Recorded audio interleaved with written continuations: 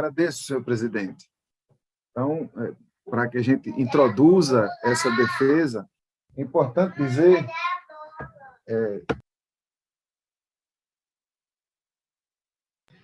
portanto, a gente lembrar que estamos votando o segundo projeto de um conjunto de 5 que alteram a reforma da Previdência.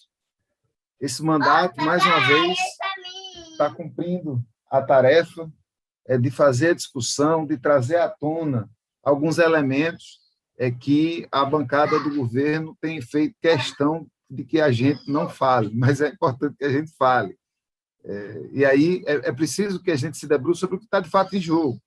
É verdade que a cidade do Recife precisa fazer uma reforma da Previdência? Infelizmente, é verdade.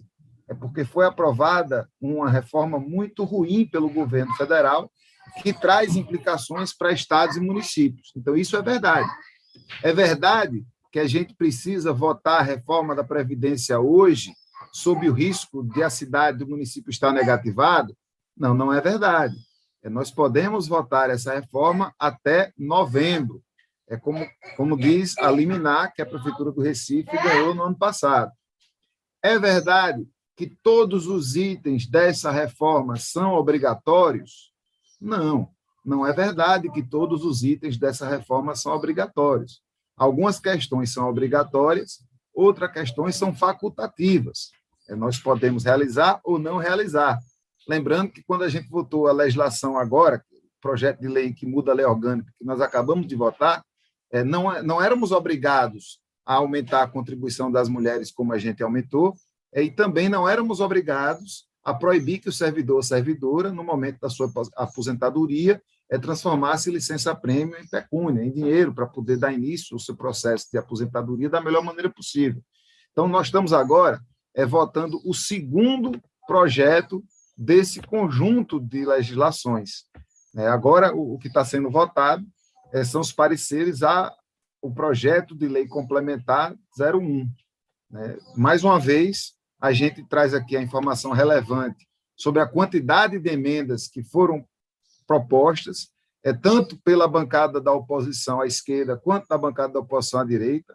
Algumas emendas que vieram, inclusive, da base do governo, precisam ser mencionadas, mas as oposições trabalharam muito nesses últimos dias, o que não quer dizer, e não pode jamais significar, que houve amplo debate, houve um amplo esforço de diversos mandatos dessa casa, e não apenas, mas principalmente dos mandatos das oposições, para que a discussão não deixasse de acontecer. Como a vereadora Dani Portela lembrou, numa das vezes que discursou hoje, nós, inclusive, sugerimos, perguntamos, na verdade, aos servidores e servidoras com quem nós dialogamos, especialmente através dos sindicatos, se valeria a pena a gente propor emendas, a gente propor algumas situações de redução de danos, mesmo entendendo que a forma com que a discussão foi feita não era a forma ideal. Então, por conta de um acordo, por conta de uma sinalização dos sindicatos de que, de fato, compreendiam a importância e a necessidade de a gente tentar emplacar algumas emendas de redução de danos, nós, das oposições, tanto a direita quanto a esquerda, produzimos mais de 80 emendas. Então, houve um trabalho muito grande das nossas bancadas, que, infelizmente, não tem se refletido em vitórias nem na comissão, nem nas comissões, nem nesse plenário.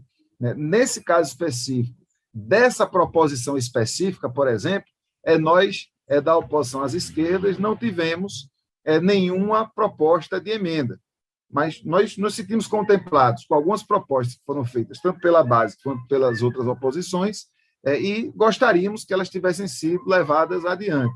Até por conta de coerência com as votações iniciais, eu já manifesto o meu voto contrário a essa proposição, entendendo que ela fará parte do conjunto de leis que estão sendo propostas que prejudicarão o direito de trabalhadores e trabalhadoras da cidade do Recife.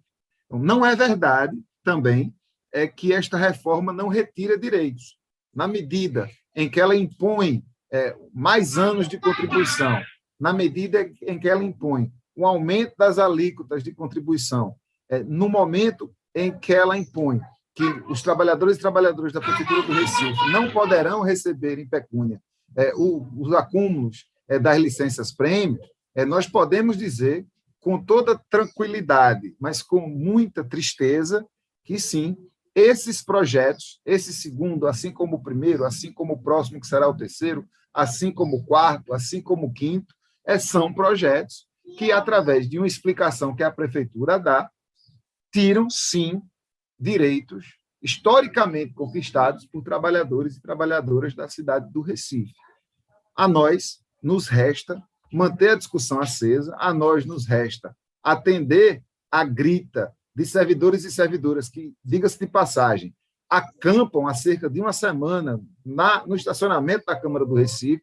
Esses servidores e essas servidoras, que junto com diversos mandatos, também fizeram um esforço extraordinário para fazerem se ouvir durante esse processo e que, infelizmente, até esse momento, não vêm sendo contemplados em praticamente nenhuma demanda. Então, é importante a gente ressaltar o autoritarismo de uma prefeitura que trata essas reformas desta maneira, assodada, tratorada, mas também compreender que tudo isso poderia ter sido feito de outra forma. Eu quero insistir nessa fala, Vossas Excelências, porque acho que nós estamos aprendendo juntos aqui como é que a gente lida com essa nossa frágil democracia. Imagina esse projeto, vereador Renato Antunes, que é um vereador que respeito muito e que tem um respeito muito grande pelos procedimentos, tanto pelos conteúdos. Porque a gente está discutindo conteúdo, mas a gente também precisa discutir procedimento. Então, imagina essa reforma se ela tivesse sido protocolada em março. Imagina a gente ter tido a oportunidade de criar uma comissão especial para se debruçar sobre essa reforma. Eu estou me dirigindo ao vereador Renato porque é servidor público, inclusive, do campo financeiro. Então, ele entende de como essas coisas acontecem. Ele sabe o tempo que demora para que a Prefeitura do Recife tivesse chegado a essa proposta.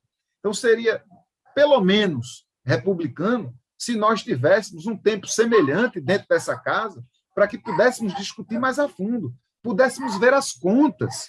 Né? Os vereadores, vereador Jairo Brito, vereadora Helena Cine, vereadora Dani Portela foram muito felizes.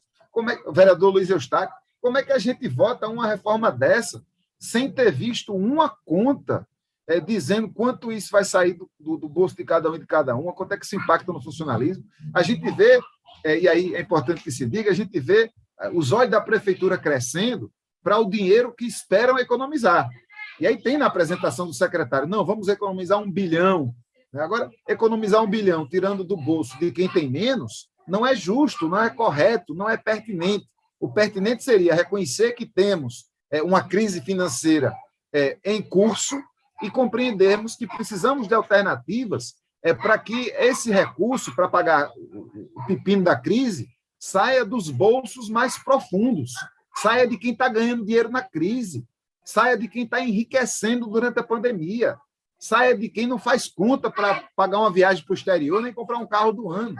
Não é possível que trabalhadores da prefeitura, muitos e muitas delas que ganham um salário mínimo, que ganham 2 salários mínimos, estejam pagando, literalmente pagando, pela crise financeira da prefeitura do Recife. Então, vou encerrar minha fala, mais uma vez manifestando o voto contrário a essa proposição, assim como serão as próximas, e procurando sensibilizar meus colegas, não apenas das oposições, mas também da base do governo, para que a gente possa impedir essa reforma de acontecer. Ainda há tempo. Perdemos o primeiro projeto, estamos no segundo, depois dele ainda há outros 3. Então, é preciso fazer com que essa proposta dessa reforma, ela vai se dar, mas que ela se dê reduzindo-se ao máximo possível todos os danos que essa proposta traz aos cofres públicos a partir do bolso dos trabalhadores e trabalhadoras. Ouço o vereador Renato Antunes. Vereador, parabéns pelo vosso posicionamento, pela sua postura, como a gente já bem negritamos algumas vezes, temos divergências ideológicas, mas convergimos em muitos aspectos. Estamos discutindo aqui o futuro de servidores, estamos discutindo uma reforma que a gente poderia, sim, apresentar a proposta que a tornasse menos danosa, como foi apresentada através das 90 emendas. Concordo com Vossa Excelência em tudo que falou no que concerne à prática, o modelo que o PSB muitas vezes impõe de votações a esta casa. Esse problema não é de agora, já vem da gestão do prefeito Geraldo Júlio. O mesmo secretário que está na pasta hoje, que veio à Câmara, secretário Ricardo Dantas, ele estava na gestão passada. Essa própria gestão, que na verdade mudou o prefeito, mas parte da equipe técnica é a mesma, eles já vinham se debruçando sobre essa reforma. A emenda constitucional é de 2019. Então, essa equipe teve tempo para discutir, para refletir, para ver os índices. E o que faltou de apresentar para esta casa? Não tem nenhuma referência atuarial. Como é que foi escolhido essa mudança de idade, essa mudança, né, de pessoas que era 55, passou a 60, não se apresentou a esta casa, então faltou sim esse debate. Não posso discordar de Vossa Excelência, por mais amarga que seja ter que voltar isso hoje, não podemos deixar de negritar que faltou esse cuidado da gestão, até de respeitar não apenas a casa, mas o servidor, de apresentar o impacto financeiro que essa reforma poderia trazer. Então, faltou esse diálogo. Então, a gente debater uma reforma ampla como em 10, 15 dias, é muito pouco se tratando de uma gestão que já está há 8 anos no poder, ganhou mais 4 agora, e está desde 2019 que esse projeto de reforma já estava no Congresso.